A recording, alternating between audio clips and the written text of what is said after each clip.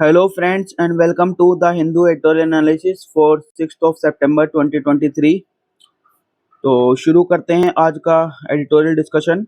अगर आपको वीडियो पसंद आता है, एनालिसिस अच्छा लगता है तो आप वीडियो को एंड तक जरूर देखिए और वीडियो को लाइक कर दीजिएगा। तो शुरू करते हैं। First editorial is time to decide infrastructure development in the hills can not be the same as in the plains. तो बेसिकली जो ये हेडिंग है उसी के रिलेटेड ये आर्टिकल भी है कि जो डेवलपमेंट है, इंफ्रास्ट्रक्चर डेवलपमेंट जो हिल स्टेट्स में किया जा रहा है, हिमालय रीजन्स में किया जा रहा है, वो डिफरेंट होना चाहिए in comparison to plains. Plains के इश्यूज अलग हैं, जबकि जो ज्योग्राफी और टोपोग्राफी है हिल रीजन्स की, वहाँ पे वो अलग है। तो उन सब चीज़ों को भी जो है आपको कंसिडरेशन में रखना है। एक बेंच जो है headed by chief justice of India D Y Chandrachud had suggested that an expert committee conduct a complete and comprehensive study on carrying capacity of the Himalayan region की हिमालयन रीजन की जो carrying capacity है उसके ऊपर एक complete और comprehensive जो है स्टडी वो होनी चाहिए। और 13 मेंबर जो है टेक्निकल कमेटी जो सेंटर ने वो प्रपोज भी की है। कैरिंग कैपेसिटी के कॉन्सेप्ट को समझ लेते हैं। ये एक डेफिनेशन के रूप में आ सकता है। It is a concept drive from the population biology and generally refers to the quantity of a species that can thrive sustainably in a defined ecosystem. किसी डिफाइंड इकोसिस्टम में कितने लोग जो है, जनरली कितनी पॉपुलेशन जो है वो अच्छे से थ्राइव कर सकती है, उसको बोलते हैं हम carrying capacity of that particular region. यहाँ पे ऑथर ने बताया कि ये जो आइडियाज हैं in the context of hill station और हिमालयन स्टेट्स में अगर इन आइडियाज को लगाएंगे तो बेसिकली आइडिया मतलब ये जनरली जो है वो ग्रासलैंड्स वगैरह में या ओवरग्रेड एरिया वगैरह जो होते थे उन पे लगाते थे, इन्वेजिव स्पीच के कॉन्सेप्ट में लगाते थे। तो अगर इसे इन आइडियाज को हम यहाँ पे हिल स्टेशन और हिमालयन स्टेट में लगाएंगे तो जो चैलेंज आएगा वो रहेगा between balancing the rising population and infrastructure needs and the precarious geography. तो इन चीजों के बीच में बैलेंस बैठाना जो है एक चैलेंज की तरह उभर के आ रहा है, ठीक है ना। तो ऑथर ने ये भी कहा है कि आप कितनी भी कमेटियां बैठा लो, कितनी भी रिपोर्ट आप ले आइए, लेकिन it will not change the reality that infrastructure development in the hills can not be executed as in the plan. जो एग्जीक्यूशन है इंफ्रास्ट्रक्चर डेवलपमेंट का वो दोनों ही रीजन्स में अलग अलग होगा। ये चीज को जो आप चाहे कितनी कमेटी ले, चाहे कितनी रिपोर्ट ले आइए, उससे बदल नहीं जाएगी, ठीक है ना। तो या तो states must bear the higher cost that comes from building more sustainably and minimising the risk to the regions और designate regions as no go zone. तो या दो तरीके हैं, या तो जो स्टेट है वो बियर करे जो हाई कॉस्ट आते हैं सस्टेनेबल डेवलपमेंट करने के, जो रिस्क हैं उनको मिनिमाइज करने की इन रीजन्स में, या फिर जो रीजन्स हैं उनको जो है नो गो जोन्स जो है वो डिक्लेयर कर देना चाहिए, ठीक है ना। Next is coup in Gabon. तो African nations are facing pressure from risk taking generals. तो जो वेस्ट अफ्रीकन रीजन है उसमें ऑलरेडी जो है काफी जगह कू देखने को मिली थी। अभी पिछले महीने ही नाइजर में जो है कू देखने को मिली थी। तो ऑथर ने वही बताया कि several countries in Africa including Sudan, Mali, Burkina Faso and Guinea have witnessed coups in recent months and with the ease with which the generals have seized power in all these countries has set a dangerous trend across the continent। एक dangerous trend जो है set होता दिखाई दे रहा है, जिसमें जो general से मिलिट्री जनरल है वो बहुत आसानी से जो है वो पावर को सीज कर लेते हैं, ठीक है ना। तो मिलिट्री कू कर देती है, पावर सीज हो जाती है और जनरल जो अपने आप को हेड डिक्लेयर कर देते हैं। With in a month another regime in Africa was topper, this time resource rich Gabon. और इस बार जो एक कू हुआ है वो रिसोर्स रिच कंट्री गैबोन में हुआ है। ताकि ऑथर ने ये भी बताया कि नाइजर कि माली, बुर्किना फासो और नाइजर का अगर हम केस देखें तो वो तीनों की तीनों जो हैं अफेक्टेड थे, इस्लामिस्ट मिलिटेंसी थे।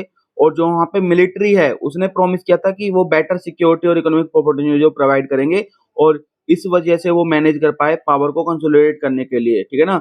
रादर क्विकली, मतलब इतना जल्दी नहीं, उन्होंने धीरे धीरे कंसोलिडेट किया पावर को। लेकिन गबोन का अगर केस देखें तो जो रिपब्लिकन गार्ड है, जो यूनिट है आर्म्ड फोर्सेज की, जिसकी जॉब क्या है mainly to protect the president, move to seize power after the incumbent Ali Bongo was declared the winner of the disputed election. जो डिस्प्यूटेड इलेक्शन अभी हुआ उसमें जब अली बोंगो जो कि फॉर्मर प्रेसिडेंट ओमार बोंगो के जो सन थे, उन्होंने जो है ये डिक्लेयर उनको विनर डिक्लेयर कर दिया। उसके बाद जो है जो उनकी जो सिक्योरिटी में जो रिपब्लिकन गार्ड था उसने जो है एक तरह से पावर जो है वो ले ली, ठीक है ना। Gabon, an OPEC member, is one of the richest countries of Africa in terms of per capita income। और per capita income की बात करें तो one of the richest countries में आता है अफ्रीका के गबोन। ये OPEC का मेंबर भी, आपको ये भी याद रखना है। लेकिन यहाँ पे इशू ये है कि over one third of its 2.4 million people live in poverty. बावजूद इसके पर कैपिटा इनकम सबसे वन ऑफ द हाईएस्ट है इसका अफ्रीका में, लेकिन उसके बाद भी 2.4 मिलियन पीपल जो है वो वहाँ पे पॉवर्टी में रह रहे हैं। 40% of those between 15 and 24 years are unemployment. Unemployment rate काफी ज्यादा है according to the World Bank. तो यानी कि ये सारी चीजें जो मनी है या जो वेल्थ है वो कुछ ही लोगों के पास कंसंट्रेटेड है। Whether the putschist had public support और not, these coups speak of two major trends in Africa. ये जो कू देखने को मिली हैं तो उनके पास पब्लिक का सपोर्ट है या नहीं है ये तो अलग मैटर करता है, लेकिन इनसे दो चीजें जो है, दो मेजर ट्रेंड जो है अफ्रीका में देखने को मिल रहे हैं वो तो बताए हैं। पहला ये है जो ट्रेडिशनल रेजिम्स हैं are coming under increased pressure from within and a generation of risk taking generals are making swift moves to grab power. कि जो भी जनरल रिस्क ले पा रहा है वो एक पावर को कैप्चर करने में अच्छे से मतलब स्विफ्टली जो है पावर कैप्चर कर पा रहा है। दूसरा जो ट्रेडिशनल रेजिम्स है वो उनके ऊपर प्रेशर बढ़ रहा है, ठीक है ना, अंदर से। फ्रॉम विद इन का मतलब वो जो इंटरनल है, जैसे कि मिलिट्री एक इंटरनल पार्ट होता है उससे प्रेशर एक तरह से बढ़ रहा है, वहीं साथ साथ जो इंटरनल उनके प्रेशर इश्यूज है उनसे भी प्रेशर बढ़ रहा है।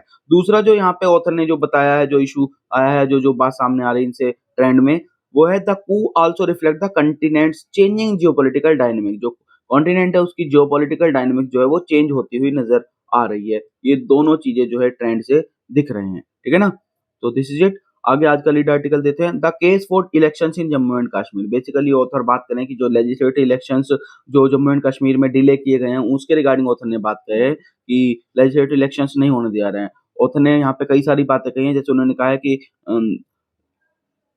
कि जैसे जो चीफ इलेक्टोरल ऑफिसर हैं उन्होंने कहा था कि पंचायत, म्यूनिसिपल और लोकसभा के इलेक्शन जो हैं वो एक साथ इस फाइनेंशियल ईयर में हो जाएंगे। तो अगर वो इलेक्शंस हो सकते हैं तो लेजिस्लेटिव इलेक्शंस क्यों नहीं हो सकते, ऑथर ने कहा है। क्योंकि यहाँ पे रीजन आप सिक्योरिटी का तो नहीं दे सकते, ऑथर ने कहा है, क्योंकि पंचायत इलेक्शंस अगर देखें तो they have to be conducted on a much larger scale as they involve 30,000 post.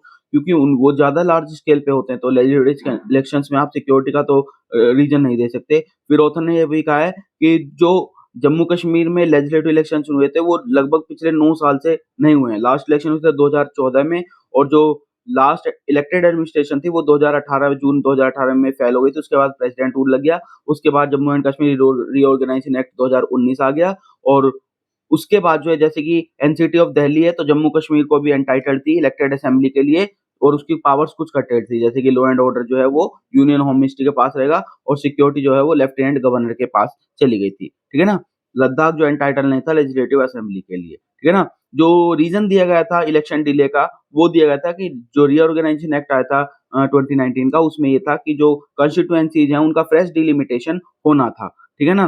तो जो डिलिमिटेशन कमीशन है उसने अपनी फाइनल रिपोर्ट दी थी मई 2022 में। तो उसने कहा है कि इसके जो रिकमेंडेशन है उनसे दो कंसर्न्स रेज हुई थी। पहला ये कि उसने जो 7 नई सीट दी गई थी उनमें से 6 तो जम्मू को दी गई थी और केवल 1 सीट जो है वो वैली रीजन को यानी श्रीनगर कश्मीर वाले रीजन को दी गई थी, डेरोगेटिंग फ्रॉम द डेमोक्रेटिक प्रिंसिपल। और अगर डेमोक्रेटिक बात करें मतलब इक्वल रिप्रेजेंटेशन का जो डेमोक्रेटिक प्रिंसिपल है कि भाई पॉपुलेशन के आधार पर दिया जाना चाहिए, तो उसके अकॉर्डिंग अगर देखें तो 56.15% of the erstwhile state population valley was allocated 47 seats.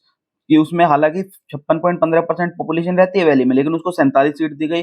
वहीं पे जम्मू जिसमें 43.85% पॉपुलेशन रहती थी उसको 43 सीट दे गई। तो मतलब इसको ऑथर ने यहाँ पे साइड किया कि ये एक तरह से जो इक्वल रिप्रेजेंटेशन का डेमोक्रेटिक प्रिंसिपल है उसके अगेंस्ट जाता हुआ दिख रहा है, जो ये रीऑर्गेनाइजेशन डिलिमिटेशन से किया गया है, ठीक है ना। फिर changes in residency rules further skewed constituency balance. उसके बाद जो आपने रेजिडेंसी रूल्स से जो चेंजेस लाए उसने फिर से बैलेंस को कर दिया, क्योंकि प्रायर टू 2019 जो था जो सिर्फ परमानेंट रेजिडेंट्स थे उसके जम्मू एंड कश्मीर स्टेट के वही एलिजिबल थे वोट करने के लिए। लेकिन जो 2019 का जो ये रीऑर्गेनाइजेशन एक्ट है उसके बाद जो नॉन, क्योंकि आर्टिकल 35A भी जो है वो भी उसमें हटा दिया गया था, तो उसकी वजह से जो नॉन परमानेंट रेजिडेंट्स थे वो जो है वो भी वोट कर पाते थे। इससे क्या हुआ, जो इससे ये चीजें लेकर है कि कोई भी रेजिडेंट है अगर वो मोर देन 15 साल से वहां रह रहा है तो वो वोट कर सकता है। जो वहां पे पिछले 7 सालों से पढ़ रहा है या उससे ज्यादा से वो वहां पे वोट कर सकता है। और अगर कोई भी पर्सन रजिस्टर्ड है as a migrant by the relief and rehabilitation commissioner तो वो भी वोट कर सकता था। तो इसकी वजह से क्या हुआ कि लगभग 7.7 लाख नए वोटर जो हैं वो नेट फिगर्स में वो ऐड हो गए to the existing voter pool of 78.4 lakh people, ठीक है ना। तो pitting one against the another, एक तीसरा इशू उन्होंने बताया कि जो प्रपोज जो फ्रेश रिजर्वेशंस किए हैं will further narrow the number of seats available in the general category and or expand competition within the reserved category। तो या तो वो जो जनरल कैटेगरीज को जो सीट्स एलोकेटेड थी वो कम हो गई हैं, या फिर जो विद इन रिजर्व कैटेगरी जो कंपटीशन है वो उन्होंने बढ़ा दिया है। तो मतलब एक के अगेंस्ट दूसरे को लड़ाने वाली बात थोड़ी सी होती है यहाँ पे, ये भी एक इशू बताया है या ये एक कंसर्न बताई है, ठीक है ना। फेस वैल्यू पे देखें, there can be little objection to these provision, ये भी जो रिजर्वेशन के प्रोविजंस बनाए गए हैं उनको अगर फेस वैल्यू पे देखें तो हालांकि उनमें कोई ऑब्जेक्शन नहीं है, लिटिल ऑब्जेक्शन है कि हाँ होना चाहिए, वुमेन्स को होना चाहिए या जो SC ST कम्युनिटीज है उनको होना चाहिए।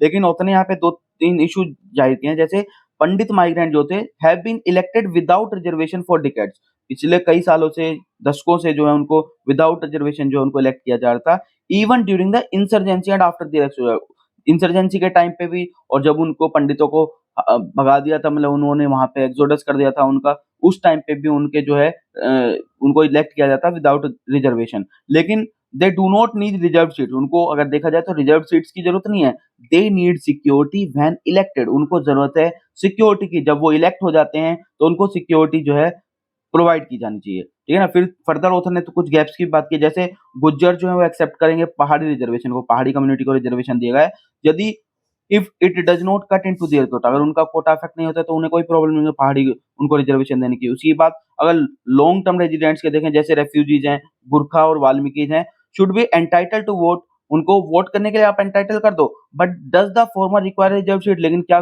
जो रिफ्यूजीज हैं उनको रिजर्व सीट देने की जरूरत है, ऐसा ऑथर ने यहाँ पे पूछा है। तो ऑथर ने बोला गिवन दीज गैप्स, ये जो गैप हमने बात की ऊपर, the bills risk the entrenching caste and community based voter polarization, तो कहीं ना कहीं रिस्क आपने कर दिया है कि कास्ट बेस्ड या कम्युनिटी बेस्ड जो है वोटर पोलराइजेशन हो सकता है in a region of many caste and communities, ऐसे रीजन में जहाँ पे बहुत सारी कास्ट रहती हैं और बहुत सारी कम्युनिटीज रहती हैं। फाइनली ऑथर ने डिवीजन वर्सेज कॉन्फिडेंस बिल्डिंग की बात की है यहाँ पे कि जो सक्सेसिव रिपोर्ट्स आई हैं ग्राउंड से, ग्राउंड रियलिटी वो ये सजेस्ट कर रही हैं कि the alienation has spread across the former state, की इस स्टेट में जो है एलियनेशन की टेंडेंसी जो है वो स्प्रेड होती दिखाई देती है, ठीक है ना। ठीक, तो यही सब कुछ ऑथर ने डिस्कस किया है यहाँ पे।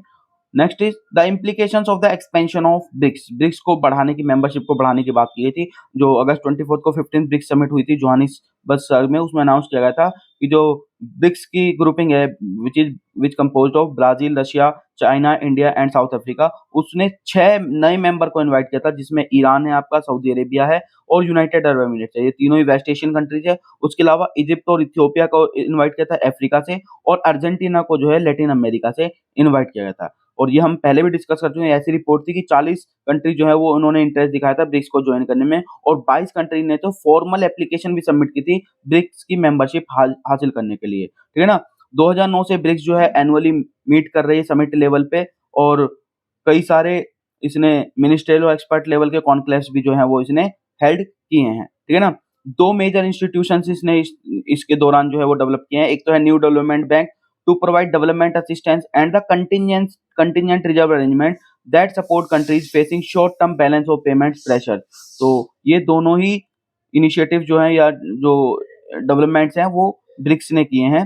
और अगर एनडीबी की बात करें, हम national development new development bank की बात करें, तो अब तक जो है वो 96 प्रोजेक्ट को फाइनेंस कर चुका है, जिनकी वैल्यू लगभग $33 बिलियन है, ठीक है ना। तो दूसरी बात उतने भी कि जो ब्रिक्स मेंबर्स हैं वो यूनाइटेड हैं in their dissatisfaction with the west dominated international institution, जो भी इंटरनेशनल इंस्टीट्यूशन है जो ज्यादातर वेस्ट डोमिनेटेड हैं, जैसे कि आप जो सेकंड वर्ल्ड वार के बाद इमर्ज हुए, जैसे कि वर्ल्ड बैंक की बात कर लीजिए, IMF की बात कीजिए, या यूनाइटेड नेशंस की, या उसके वेरियस बॉडीज हैं। पर्टिकुलरली अगर सिक्योरिटी काउंसिल की बात करते हैं जिसमें वीटो पावर केवल 5 कंट्रीज को दिया गया है, उसको बढ़ाने की बात ही नहीं की जा रही है, ठीक है ना। और रिसेंटली अगर देखें तो वर्ल्ड ट्रेड ऑर्गेनाइजेशन पे भी जो है इन्होंने डिससेटिस्फेक्शन जो है ब्रिक्स मेंबर्स ने वो यूनानिमसली एक तरह से जाहिर किया है, ठीक है ना। BRICS challenges this west led world order, और ब्रिक्स मेनली चैलेंज करता है ये जो वेस्ट लेड ऑर्डर है, वर्ल्ड ऑर्डर है, उसको चैलेंज करता है। और it promotes intra BRICS economic and political cooperation builds institutions outside Western control, and agitates robustly for wide-ranging reforms on to accommodate the presence and interest of emerging economies कि कहीं ना कहीं जो इमर्जिंग इकोनॉमीज हैं उनके presence को और उनके इंटरेस्ट को ये बोलता है कि उनको भी अकोमोडेट करने की जरूरत है, तो इसलिए रिफॉर्म्स की जरूरत है इन सभी इंस्टीट्यूशंस में, ठीक है ना। जो जोहानिसबर्ग डिक्लेरेशन की बात करें तो it categorically assets that the members strategic partnership will be directed eight achieving a more representative fairer international order. तो मेन एम उनका यही है, बता रहे हैं कि जो स्ट्रेटेजिक पार्टनरशिप है मेंबर्स की, उसका मेन एम जो है, जो डायरेक्शन है वो ये है कि वो एक मोर रिप्रेजेंटेटिव फेयरर इंटरनेशनल ऑर्डर जो है वो अचीव करने के लिए काम किया जा रहा है, ठीक है ना।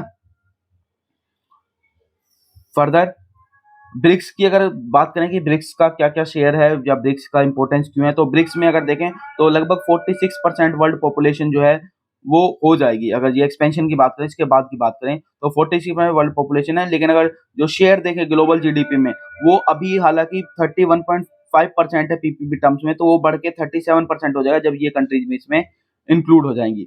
और ये जो 37% है, ये जो हालांकि 31.5% भी अभी भी फिलहाल जो है वो G7 की जो जीडीपी है उससे कहीं ज्यादा है। 30.7% है जीडीपी G7 की, लेकिन जी अगर ब्रिक्स की देखें तो 31.5%, अगर ये मेंबर जब ऐड हो जाएंगे तो वो 37% तक हो जाएगी, ठीक है ना।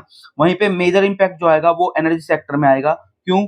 जो ग्लोबल ऑयल प्रोडक्शन है about 90 million barrels per day जो है 2022 में, उसमें से जो 5 ब्रिक्स मेंबर थे वो अकाउंट करते थे 20% ग्लोबल आउटपुट का, लेकिन अगर जो ये 6 मेंबर ऐड हो जाएंगे तो वो जो है लगभग 42% तक जो है ग्लोबल आउटपुट जो है वो ब्रिक्स मेंबर्स का उसमें शेयर हो जाएगा, ठीक है।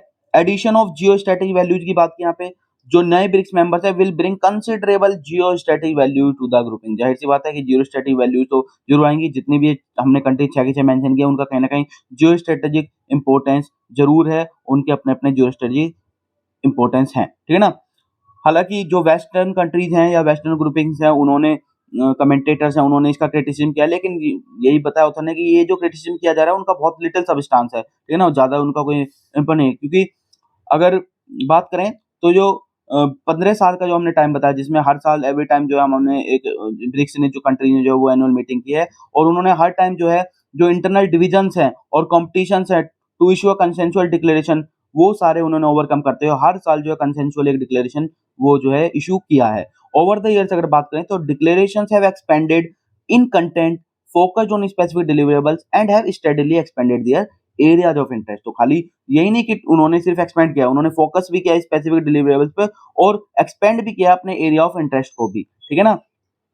फिर जो डिक्लेरेशन ये वाली की गई है, it also reflect the shared views of its members on several political issues, जैसे centrality of the United Nations, problems in West Asia, Syria, Yemen, Palestine, the Arab peace initiative and the Iran nuclear agreement, the war in Ukraine and global terror. तो ये सारे issues पे भी जो उन्होंने कहीं ना कहीं व्यूज शेयर किए हैं, तो इसलिए भी जो है डिक्लेरेशन इंपॉर्टेंस दिखाती है, ठीक है ना। तो फाइनली ऑथर यही कंक्लूड रहे, apart from reflecting the global multipolar order, तो इसको रिफ्लेक्ट तो कर ही रही है कि ग्लोबल मल्टीपोलर ऑर्डर जो दिखाई दे रहा है उसको, there is an alignment of global interest as well as considerable economic clout. ये ग्लोबल इंटरेस्ट की भी बात हो रही है, ठीक है ना, और जो इकोनॉमिक और पॉलिटिकल या जियोपॉलिटिकल जियो स्ट्रेटेजी इंटरेस्ट है उनकी भी बात कहीं ना कहीं हो रही है, ठीक है ना। डिकोडिंग द न्याय संहिता बिल, तो जो रिसेंटली जो न्याय संहिता कोड या बिल जो हमारा आया है उसके रिगार्डिंग ये भारतीय लोकसभा ने जो 3 पीनल बिल जो है वो इंट्रोड्यूस किए थे, उनके ऊपर ये बात हो रही है, ठीक है ना। कि ऑथर ने कहा है कि पहले भी गवर्नमेंट ने इसके ऊपर तो ये मूव लाने की बात तो की है, लेकिन how matters of law making and reform near initiative में नोट बी सफिशिएंट, कि सिर्फ आप इनिशिएटिव कर दो या ला दो वो सफिशिएंट नहीं है, ठीक है ना। इस केस में हमें ऑथर के अकॉर्डिंग बेसिकली 3 पॉइंट पे फोकस करने की जरूरत है, ऑथर ने ये बताया है, जिसमें से पहला ऑथर ने कहा है कि the first is that penal law making and reform are serious issues, ये serious issues हैं and these require deep deliberation and empirical validation। तो उनके ऊपर अच्छे से सोच विचार की जरूरत है, डिलिब्रेट करने की जरूरत है, और उनकी एम्पिरिकल वैलिडेशन भी होनी चाहिए कि आप रिसर्च से या जो डाटा है उसके आप एनालाइज करें, उसका एम्पिरिकल वैल्यू, जो भी एम्पिरिकल डाटा आपके पास अवेलेबल है उसको वैलिडेट करें। दूसरी चीज उन्होंने बताई है, we must keep in mind the diversity of considerations of substantive and procedural laws.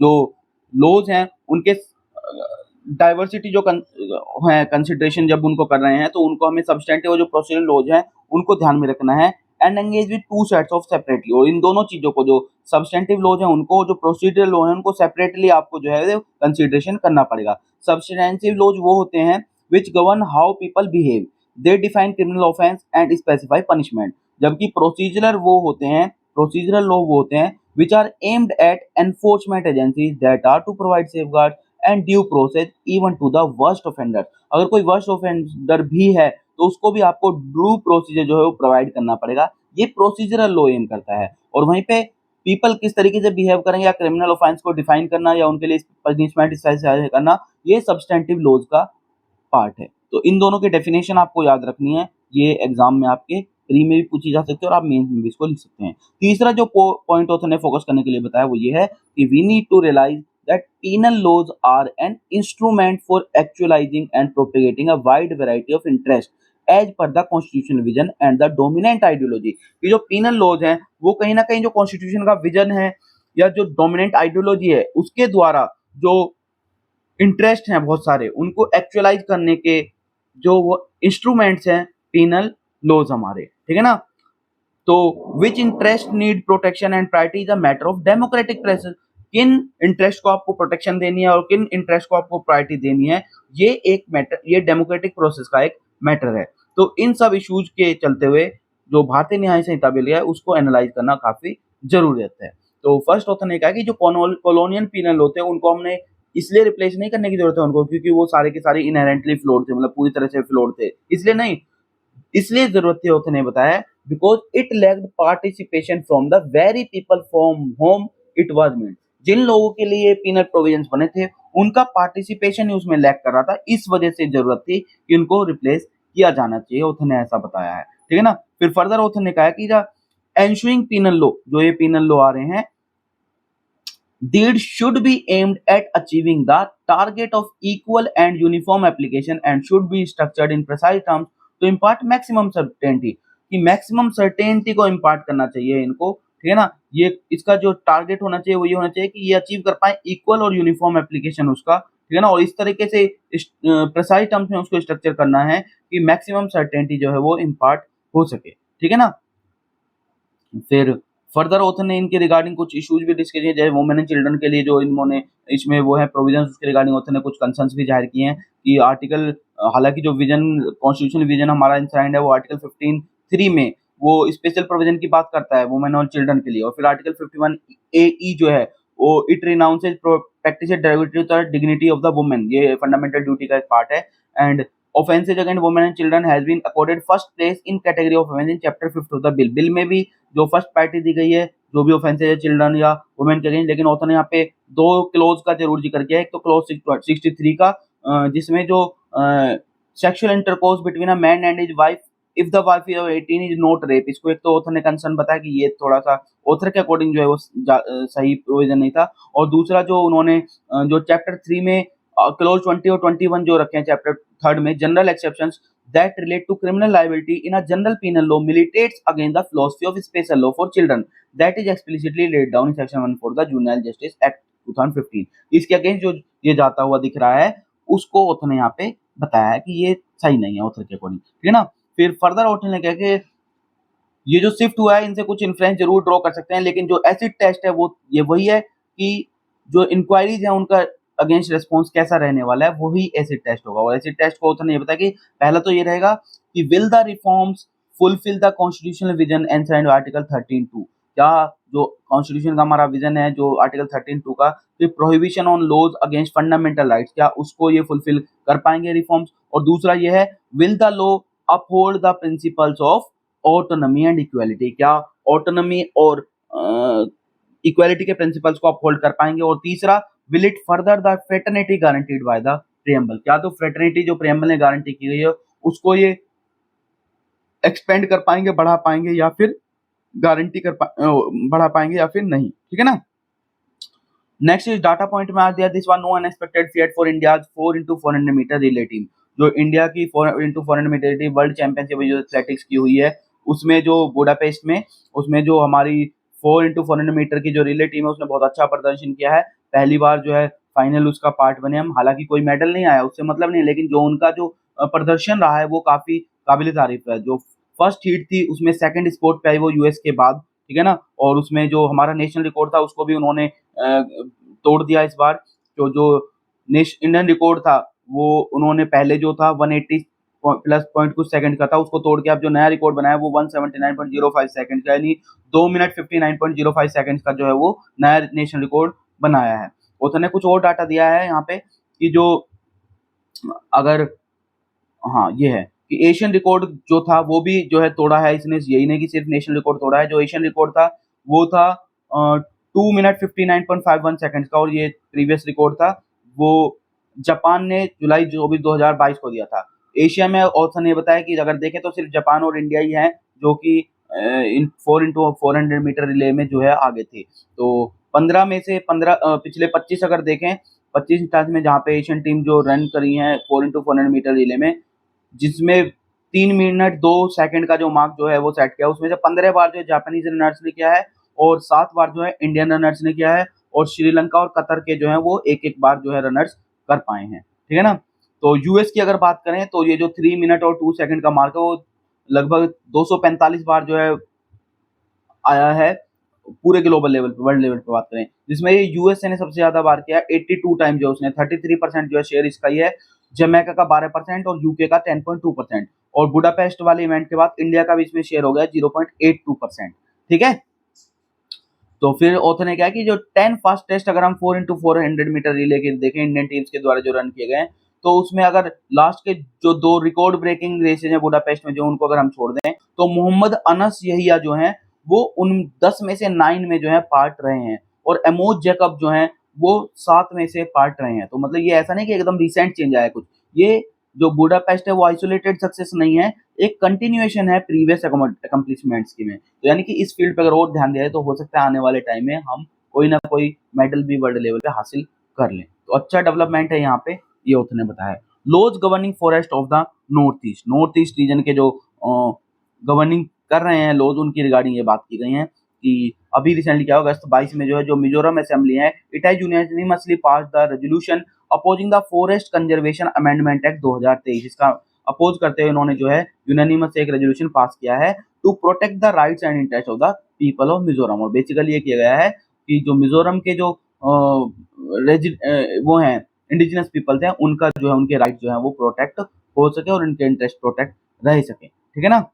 फिर ये समझते हैं एक बार कि is the FC applicable to north east. तो ये हम पहले देख लेते हैं कि क्या जो फॉरेस्ट कंजर्वेशन एक्ट था हमारा वो नॉर्थ ईस्ट में अप्लाई होता है। तो अगर देखें तो जो कुछ कॉन्स्टिट्यूशन में हमारी स्पेशल कॉन्स्टिट्यूशन में जो है स्पेशल प्रोविजन दिए गए हैं, जैसे आर्टिकल 371A जो है नागालैंड के लिए और 371 जो जी वो मिजोरम के लिए है, which prohibit the application of any law enacted by parliament that impinges on Naga and Mizo customary law and procedure and ownership and transfer of land and its resources। तो इसके थ्रू आर्टिकल 371 के through Nagaland में और article 371 जी के through Mizoram को जो है उनको जो नागा और मिजो कस्टमरी लॉज हैं उनको और प्रोसीजर से उनको प्रोटेक्शन दी जाती है, और जो ओनरशिप और ट्रांसफर ऑफ लैंड है उनके रिसोर्सेज का उसको भी प्रोटेक्शन दी गई है इसके द्वारा, ठीक है।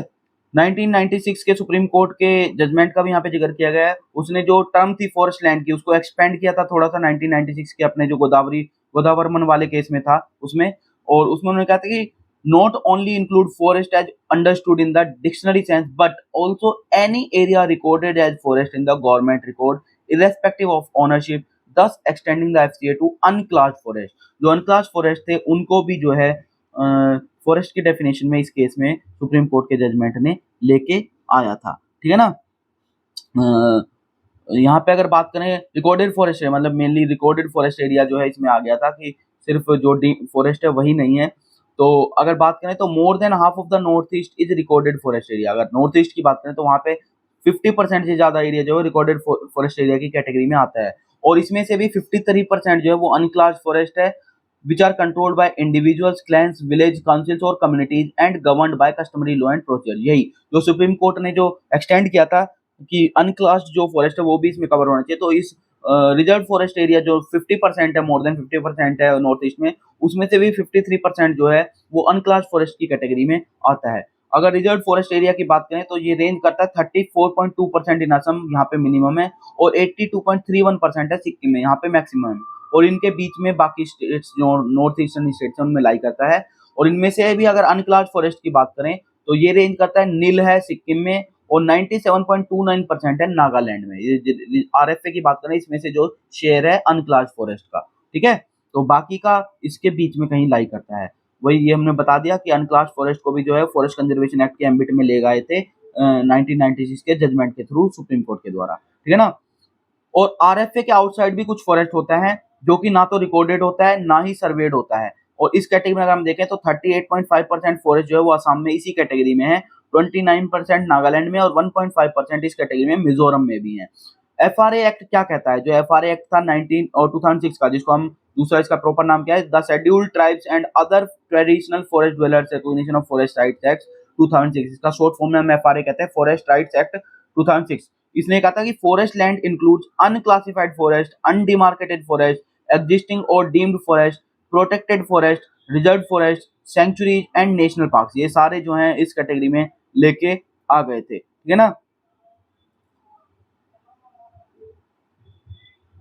उसके अलावा इसमें एक स्पेसिफिक प्रोविजन भी दिया गया था लिस्ट ऑफ राइट्स के रिगार्डिंग, कि rights which are recognised under any state law, laws of any autonomous district council, autonomous regional council, और which are accepted as rights of tribal under any traditional customary law of the concern tribes of any state, ये भी इसके उसमें ले गए थे। इन सब law को भी जो है उनके प्रोटेक्शन दी गई है। लेकिन none of the north east states have implemented FRA except for Assam and Tripura. Assam और त्रिपुरा के अलावा किसी भी नॉर्थ ईस्ट स्टेट ने जो है एफआरए को जो है वो इम्प्लीमेंट नहीं किया था, ठीक है ना। रीजन जो है उनमें से ये है कि जो एफआरए है वो इररिलेवेंट है, क्योंकि जो कम्युनिटीज हैं या क्लैंस हैं, चीफ्स हैं, इंडिविजुअल्स हैं, ये ज्यादातर लैंड जो है वो ओन करते थे और उनके राइट तो ऑलरेडी एंजॉय कर रहे थे वो।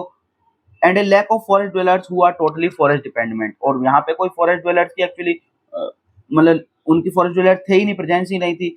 लैक ऑफ फॉरेस्ट ड्वेलर्स की वजह से वो क्या है, टोटली फॉरेस्ट डिपेंडेंट, जो टोटली फॉरेस्ट डिपेंडेंट वो वहाँ पे है ही नहीं, तो यानी कि उनको इसकी जरूरत नहीं है। उनके व्यू पॉइंट से ये इररिलेवेंट था फॉरेस्ट राइट्स एक्ट, इसलिए उन्होंने उसको इम्प्लीमेंट भी नहीं किया, वो भी नहीं किया, इम्प्लीमेंटेशन भी नहीं किया स्टेट्स में, ठीक है ना।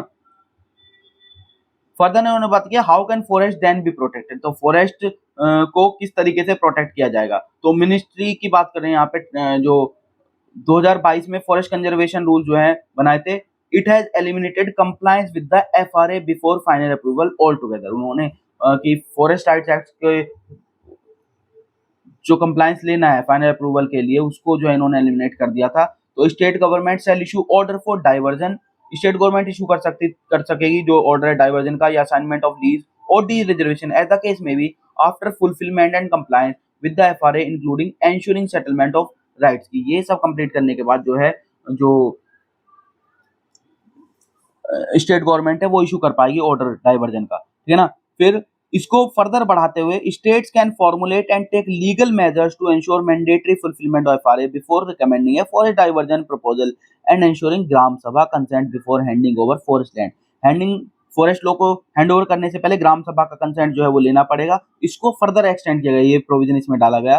फिर मिनिस्ट्री ऑफ ट्राइबल अफेयर्स ने एक और जो है लेयर बढ़ाई सिक्योरिटी की, it issue legally enforceable directions under FRA or even enact a separate law to recognize and settle forest rights when forests are diverted for other purposes and forest dwellers are relocated as forest rights shall fall squarely within its business rules। तो एक layer tribal ministry को further दी गई कि वो भी चाहे तो enact कर सकते हैं सेपरेट लॉ कि वो रिकॉग्नाइज कर सके और सेटल कर सके जो फॉरेस्ट ड्वेलर्स हैं उनको रिलोकेशन के लिए, अगर किसी और पर्पज के लिए जो है वो फॉरेस्ट का जो है वो डाइवर्जन किया जा रहा है। तो इस तरीके से जो स्टेट और ट्राइबल मिनिस्ट्री है उन they have a way to provide tenurial security to forest dwellers and protect the forest. तो इस तरीके से वो उनको जो फॉरेस्ट ड्वेलर्स उनको सिक्योरिटी भी प्रोवाइड कर पाएंगे, उनके राइट्स को भी प्रिजर्व कर पाएंगे और जो फॉरेस्ट है उनको प्रोटेक्शन भी प्रोवाइड कर पाएंगे। तो दिस इज इट। ये वैक्सीन डिप्लोमेसी तो हम डिस्कस नहीं करेंगे, ये पुराना एक आर्टिकल है उसी का यहाँ पे डिस्कशन है। साइंस के सेक्शन में जरूर आज एक इम्पोर्टेंट पॉइंट आता है, criminalising wilful environmental damage is harder than it sounds. यहाँ पे बात की है कि जो बात चल रही है कि जो इकोसाइड की एक्चुअली बात करेंगे, इकोसाइड का क्रिमिनल जो है वो एक्ट जो है वो उस क्रिमिनल कैटेगरी में रखना चाहिए, मतलब उसको क्रिमिनलाइजेशन होना चाहिए। अगर कोई भी एनवायरमेंटल डैमेज का एक्ट है तो उसको इकोसाइड बोलते हैं, उसको जो है उसमें रखना चाहिए। तो while many countries are mulling incorporating ecocide into their respective legal framework, debate continues how it can be criminalized। Debate वही है कि इसको क्रिमिनलाइज कैसे कर सकते हैं।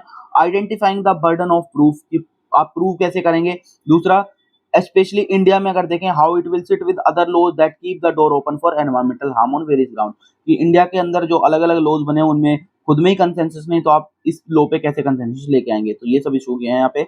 इकोसाइड को जो बात करें डेफिनेशन की, तो ये ग्रीक और लैटिन ट्रांसलेशन से आया है, किलिंग वंस होम और एनवायरमेंट, एनवायरमेंट को जो आप किल करते डैमेज करते हैं उसी को इकोसाइड बोला गया है। तो जैसे जीनोसाइड होता है ऐसे इकोसाइड होता है।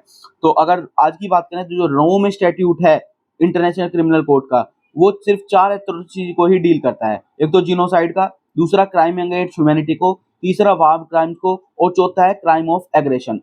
जो वार क्राइम्स का प्रोविजन है is the only statute that can hold a perpetrator responsible for environmental damage.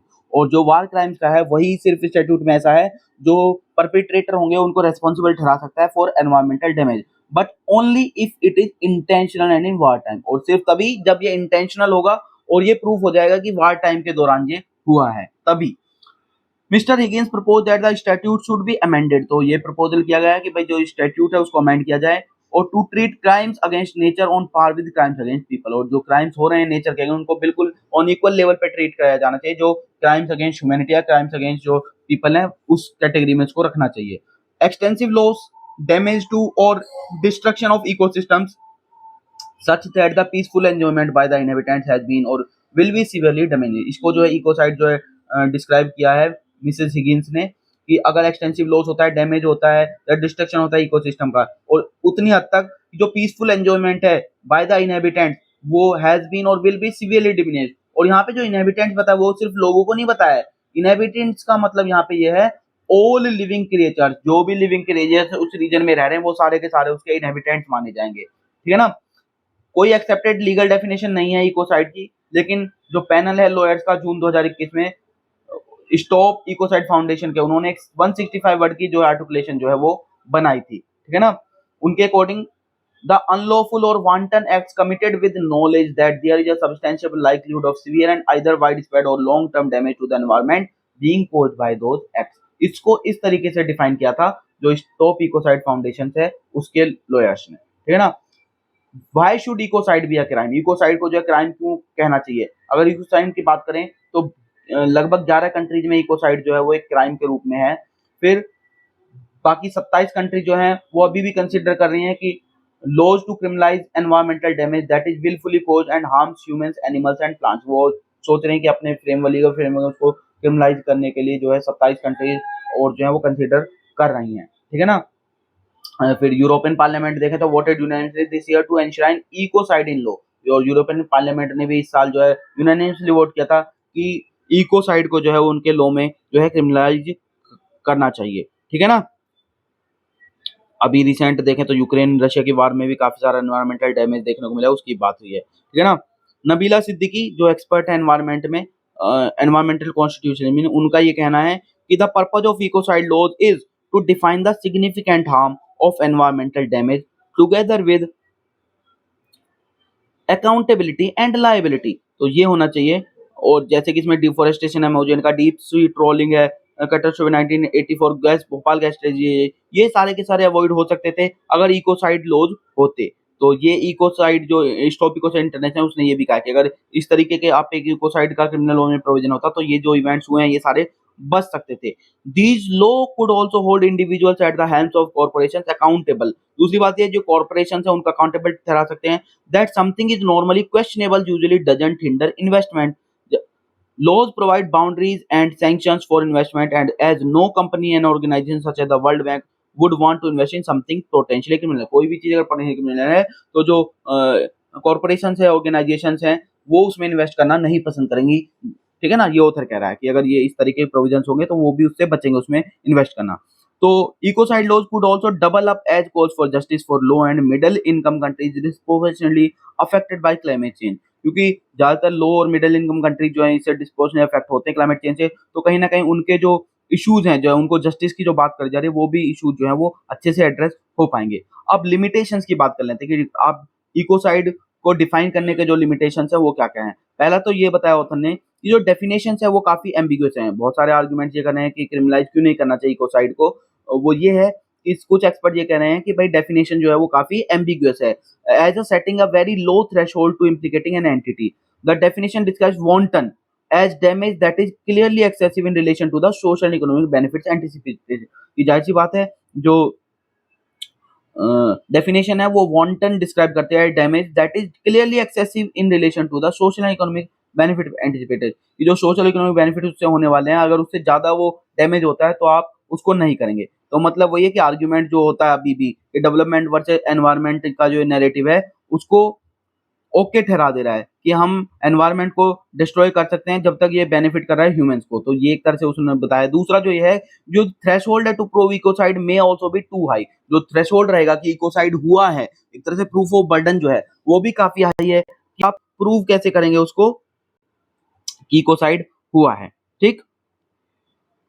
फिर तीसरा ऑथर ने यहाँ पे बताया है कि जो आईसीसी इंटरनेशनल क्रिमिनल कोर्ट है also has limited legal power, उसके पास भी लिमिटेड लीगल पावर्स हैं, as well as an uneven track record of converting prosecution to conviction. और जितने कन्विक्शंस हुए हैं, सॉरी, जितने प्रोसिक्यूशंस हुए हैं उनको वो कन्विक्शन रेट देखें तो वो भी काफी कम है। ठीक है ना। पावर जो है लिमिटेड है, वो है नेचुरल पर्सन्स तक। तो इस हिसाब से आप जो कॉर्पोरेशन हैं या ऑर्गेनाइजेशन हैं उनको आप रेस्पॉन्सिबल या अकाउंटेबल नहीं ठहरा पाएंगे। ठीक है ना। क्रिमिनली उनको लायबल नहीं कर पाएगा आईसीसी कोर्ट। तो उसमें भी चेंज करने की जरूरत पड़ेगी, आपको उसको अमेंड करना पड़ेगा सारा।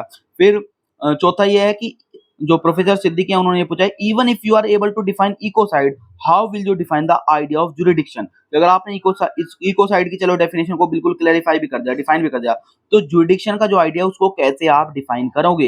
Experts have noted that most crimes are transnational in nature, क्योंकि जो ज्यादातर एनवायरमेंटल डैमेज के क्राइम्स है वो उनका नेचर ट्रांसनेशनल होता है। और कॉर्पोरेशंस जो प्राइवेट हैं या स्टेट ओन्ड कॉर्पोरेशंस हैं दूसरी कंट्रीज में, which are not members of the Rome statutes that are responsible for polluting activities. और कई बार वो हैं कि जो रोम स्टैट्यूट का पार्ट नहीं है कंट्रीज, उनके कॉर्पोरेशन या उनकी कंपनीज या उनकी गवर्नमेंट ओन्ड एंटिटीज जो हैं वो पॉल्यूटर्स होती हैं या डैमेज कर रही हैं, तो उनको आप कैसे रेस्पॉन्सिबल लगाएंगे। ठीक है ना।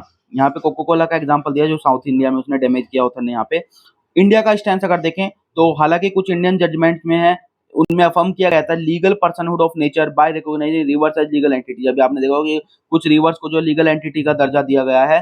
Right to maintain their spirit identity and integrity, तो ये एक पॉजिटिव अफर्मेशन जो है इंडिया की तरफ से था। और जो ऑनगोइंग केस है TN Godavarman Thirumulpad versus Union of India दर्ज में Supreme Court called the attention to an anthropogenic bias. Supreme Court ने बोले कि एंथ्रोपोजेनिक बायस देखने को मिल रहा है। And supreme court had argued that environmental justice could be achieved only if we drift away from the principle of anthropocentric to ecocentric। कि जो हमारा अभी जो प्रिंसिपल है एंथ्रोपोसेंट्रिक, जहाँ पे हम ह्यूमन को, मैन को जो है सेंटर में रखते हैं, उससे हमें शिफ्ट करके हमें इकोसेंट्रिक मतलब एनवायरमेंट को सेंटर मानते हुए जो हमें बनाना पड़ेगा। तब जो है बेसिकली उसकी अटेंशन है, अगर एनवायरमेंटल जस्टिस लाना है तो उसकी जरूरत है। ठीक है ना। इंडिया के लेजिस्लेटिव फ्रेमवर्क की बात करें तो उसमें काफी सारे एनवायरमेंटल और इकोलॉजिकल गवर्नेंस के लॉज हैं, जैसे कि एनवायरमेंटल प्रोटेक्शन एक्ट है, वाइल्ड लाइफ प्रोटेक्शन एक्ट है, compensatory forestation afforestation fund act है, कैंपा जिसको हम बोलते हैं 2016 का, और सेपरेट रूल्स भी हैं एयर और वाटर पोल्यूशन के लिए। ठीक है ना। लेकिन these separate laws have to be consolidated into a unified code and institutions have to be streamlined so that debates like the one about ecocide and rights of nature find their proper way through legal channels। इन सब laws को separate जो laws पड़े हैं उनको consolidate करने की जरूरत है एक यूनिफाइड कोड में, और इंस्टीट्यूशंस को स्ट्रीमलाइन करने की भी जरूरत है। ठीक है ना। The national green tribunal India apex environmental statutory body, अगर हम इसकी भी बात करें एनजीटी की, तो उसके पास जुरिडिक्शन ही नहीं है कि वो मैटर हियर कर सके वाइल्ड लाइफ प्रोटेक्शन एक्ट के 1970 के या इंडियन फॉरेस्ट एक्ट 1927 के और जो अदर स्टेट एनेक्टेड लॉज हैं उनके मैटर्स वो हियर कर सके। तो आप यही देख सकते हैं जो हमारी एपेक्स एनवायरमेंटल स्टैट्यूटरी बॉडी उसके पास कुछ जो एनवायरमेंट के जो लॉज हैं रिलेटेड एनवायरमेंट प्रोटेक्शन या एनवायरमेंटल डैमेज को देखने के वाले लॉज हैं उनके तो उस पर जुरिडिक्शन ही नहीं है। ठीक है ना। फिर फर्दर ऑथर ने बोला इंडियन लॉज की अगर इश्यूज की बात करें तो वो are themselves in a state of conflict, खुद ही उनमें कॉन्फ्लिक्ट चलता रहता है। ठीक है ना। पार्लियामेंट ने जो अभी रिसेंटली देखे तो 2 लॉ पास किए थे, फॉरेस्ट कंजर्वेशन बिल 2023 और बायोडायवर्सिटी अमेंडमेंट बिल 2023, और दोनों ही कंट्रोवर्शियल रहे हैं। और एक्सपर्ट्स की अगर माने तो ये बता रहे हैं कि एक्सपर्ट ने कहा कि these will dilute current legal protections and will lead to loss of 20 to 25% of forest area in the country and the attendant biodiversity and ecosystem issues। ये 20 से 25% तक जो फॉरेस्ट एरिया का जो है वो लॉस हो सकता है, लीड मतलब बढ़ सकता है, और जो बायोडाइवर्सिटी और इकोसिस्टम के इश्यूज हैं वो भी जो है वो कंट्री में बढ़ते हुए देखने को मिलेंगे इन जो रिसेंटली जो अमेंडमेंट्स किए गए हैं उनकी वजह से। फिर एक क्रिटिकल चैलेंज जो नोट किया गया है वो ये है, to tackle the problems of liability and compensation. ठीक है ना, कि लायबिलिटी और कंपनसेशन की जो बात आती है वो ये friction between committing to environmental protection and actual action, कि जो फ्रिक्शन देखने मिलता है कि एनवायरमेंटल प्रोटेक्शन की बात हम करते हैं लेकिन जो एक्चुअल एक्शन हो रहा है, जो एक्चुअल लायबिलिटी एक्चुअल कंपनसेशन दिया जा रहा है वो भी कहीं ना कहीं एक चैलेंज है। Several independent investigations have also alleged that funds earmarked for Campa have been misused and or diverted for other purpose। जो कैंपा में फंड हुए हैं वो बेसिकली एफोरेस्टेशन पर्पज के लिए होने चाहिए थे, लेकिन उनको मिसयूज किया गया और उनको डाइवर्ट किया गया दूसरे पर्पजेज के लिए। ठीक है ना, वहीं पे ये भी बात है कि एनजीटी जो है उसने फाइन्स तो लगभग 28,180 करोड़ के लगाए हैं 7 स्टेट पे, लेकिन उस बात में कोई क्लैरिटी नहीं है कि जो टोटल फाइन कलेक्ट हुए हैं या जो फाइन्स वो यूज किए गए हैं वो उसमें कोई भी क्लैरिटी नहीं है। ठीक है ना, ये एक रिपोर्ट में डाउन टू अर्थ की जो आती है उसमें ये बताया गया है। ठीक है ना, तो even before ecocide laws come up internationally, India needs to first bring its environmental laws in tune with the idea of ecocide. सबसे पहले तो इंडिया को ये जरूरत है कि इससे पहले इंटरनेशनली इकोसाइड को लॉज बनाया जाए, सबसे पहले इंडिया को ये जरूरत है कि जो उसके खुद के एनवायरमेंटल लॉज है उनको वो ट्यून अप करे विद द डेफिनेशन या with the idea of ecocide. उसके बाद जो है इकोसाइड पे हम जो है कोई लीगल फ्रेमवर्क में ला सकते हैं। तो ये आज का डिस्कशन था, होप आपको ये पसंद आया होगा। तो अगर आपको अच्छा लगा हो तो वीडियो को लाइक कीजिए और चैनल को शेयर और सब्सक्राइब कीजिए। तो थैंक यू।